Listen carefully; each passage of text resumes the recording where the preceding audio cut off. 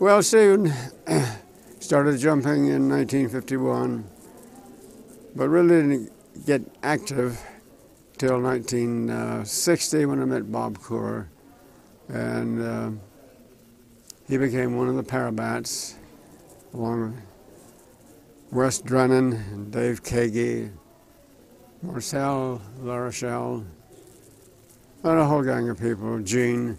But anyway, I wanted to learn how to fly. I knew it could be done.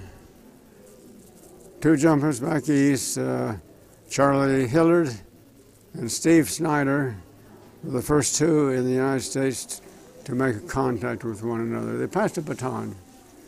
Okay, that's what I got to learn.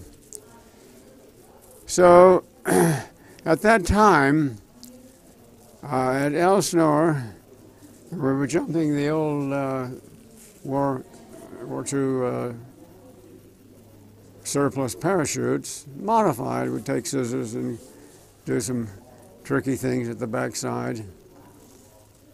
We had a sleeve deployment method. Parachute would slide onto the sleeve, and it would pull off slowly. I say slowly, split second, but it made our openings much easier. Deployment sleeve. And as you're coming down, and you wanted to land in a designated area, but the wind would take your sleeve and blow it way out in the boonies, and there's scrub weeds and tumbleweeds and all that sort of thing.